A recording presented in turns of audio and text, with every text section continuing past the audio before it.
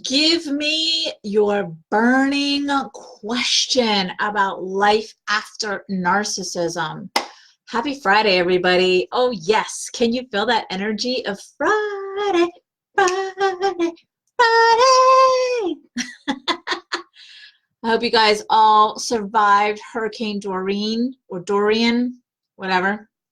We just got a little bit of rain, bands, and some wind here in North Carolina. So yay. My Florida friends also got barely anything. So that's good news.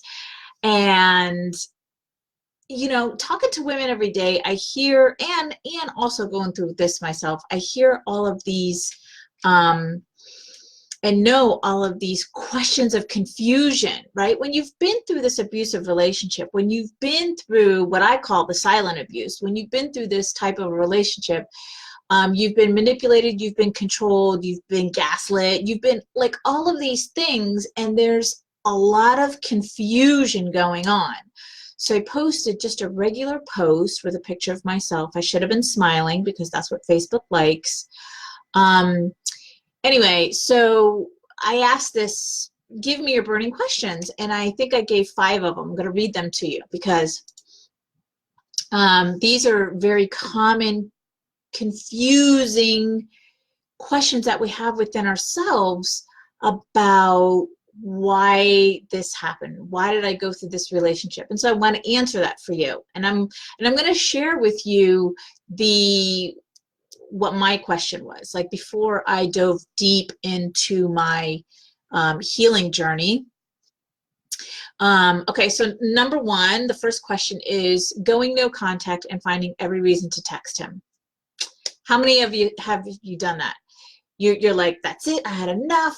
I'm blocking him from this, I'm blocking him from that, and then all you can do is think about him, and you want to text him because what you're doing is you want to receive the love that you've been seeking from him, right? That's why you keep thinking of him. So just give me a number. Just give me a 1, 2, 3, 4, 5, and I'll answer it for you. Number 2, the question is, why did I keep going back, 100, 1,000,000 times, 1,000 times after all the lies and deception, just to experience the lies and deception again and again and again? Okay, so it's like you know what you're in for at this point, right? You know what he's all about. You know what the relationship is all about. You know, but you keep going back.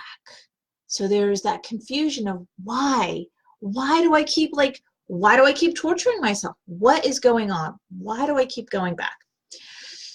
Number 3 is, why do I find myself, now this would have been my question. This was my question before I dove deep into my healing journey. Why do I find myself finding the same type of man, not necessarily this part of the question, settling for the silent treatment, but definitely the first part of the question, which is, why do I find myself finding the same type of guy? OMG, that was me. I kept finding, well, first of all, let me just say this. When I moved here to North Carolina from Florida and I was dating, my whole philosophy was just having fun, not trying to fall in love, just enjoying and having fun. But at the same time, and this is what we do to ourselves, right? At the same time, I was going on dates and thinking, could he be the one? Is this the one? Oh, he's so nice, or this and that, whatever. So there was these 2 sides to my brain that was going on. It was like, nope, just want to have fun. Don't fall in love. I said that several times. Don't fall in love, because that's not what's going to happen. But then at the same time, I was thinking, is there a future with this person? So I was finding myself attracting the same type of guy over and over again. And here's the other thing. When I did attract a nice guy, somebody who'd open doors for me, someone who treated me very well, who's respectful, I was like, what's that all about? And I would find something wrong with him. I would find something to say that he wasn't the one or right or whatever. Do you do that? Do you? Yeah, I know you do, girl. I know you do. It's okay. Um, so it came to a point where I was like, okay, it's in the book. It's in my book. And I believe chapter, I don't know, whatever. But there came a point when I attracted this guy. I was seeing him for like only a month, and I had gone to Colorado, and he was just really like needy and just really needy, like overly, and he wanted to talk all the time. And I was like, look, I'm with my friends, yada yada yada. And then it came to a point where he like, oh my gosh, it's kind of detailed. And I'm already 6 minutes in, but I'll make it really super short. He emailed me from like his sister's email, but really wasn't his sister, it was really him, saying that his sister was telling me that he attempted suicide and blah, blah, blah, blah, blah, blah, the drama. But here's the thing about that experience. As I was reading the email, clearly I knew it was bullshit. Clearly I knew that that wasn't his sister, that was him reaching out for attention. Hello, I've been through this, it's in chapter 3. But at the same time, I went, wait a minute, Denise, wait a minute.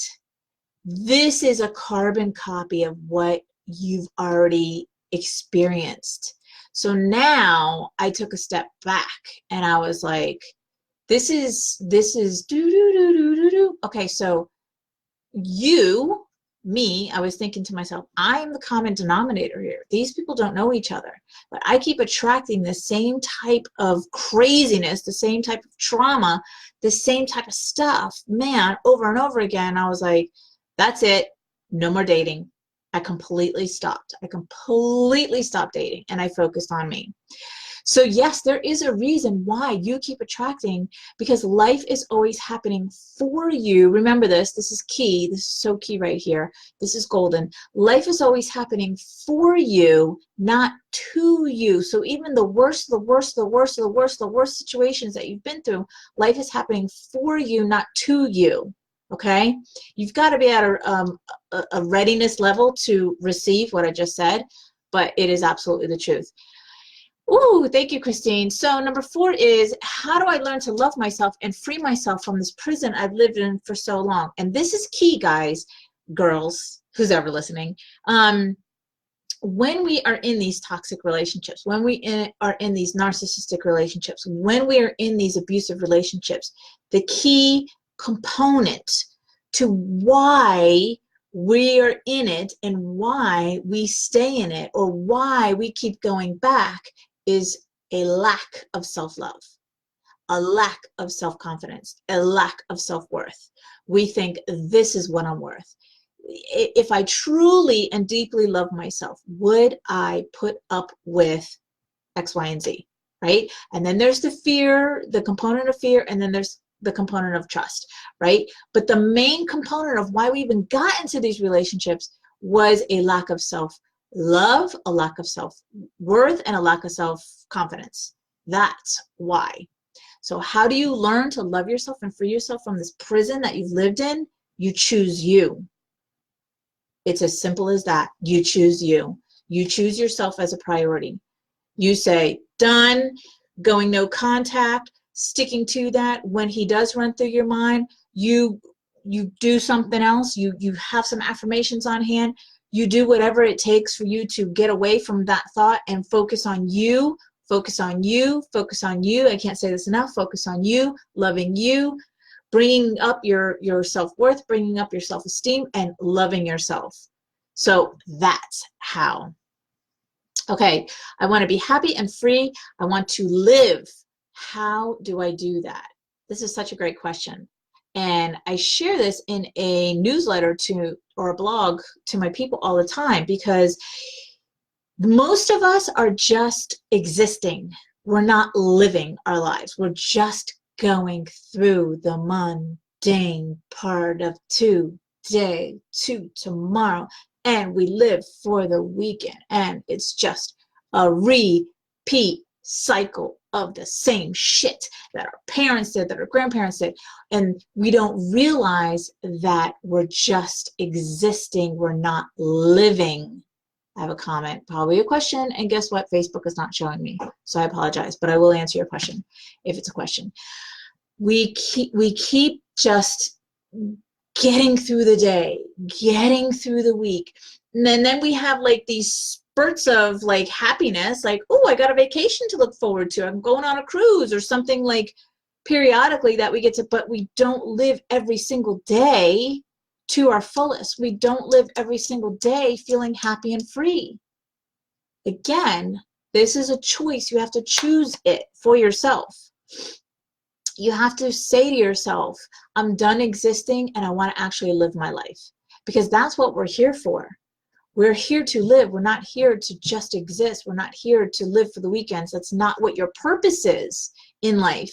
You have a purpose here. You have gifts to share with the world. You're here to help people. You're here to live. You're here to experience this beautiful, amazing life that was given to us. Feel that. Feel that heart beating. Feel that breath. That's you. You're alive. You're alive for a reason. You're not just here to work 9 to 5 and live for the weekends.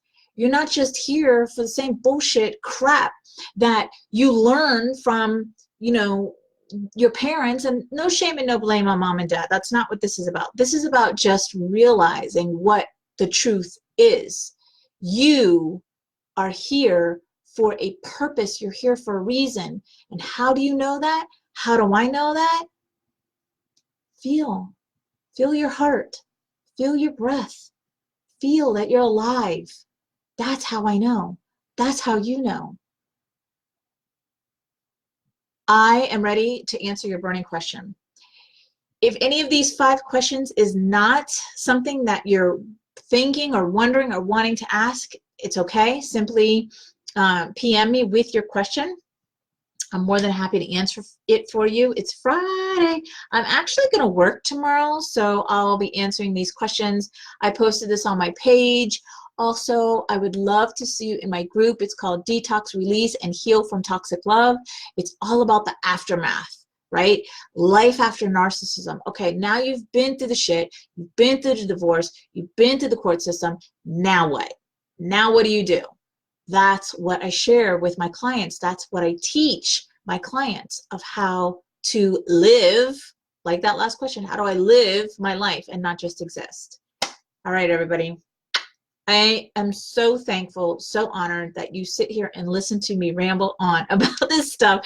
It fills me with joy to see the amount of people, the amount of views, the questions, the messages that I get, the women who are curious, the women who pop on and book a call with me. I always invite you to that. Book a call with me.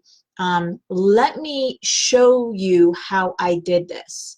Let me show you how I went through 22 years of that train wreck of a marriage and now living free. I'm going to Massachusetts Monday. Going to the Keys in October.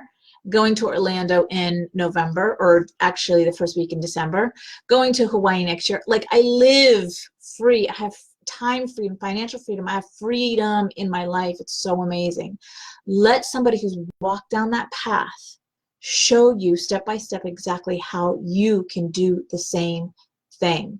What's burning inside of you that wants to get out? Do you want to write a book? Do you want to own a business? What is it for you? You deserve that. And if you just keep existing and not walk with faith, you're never going to find out. There's your Friday advice. Okay.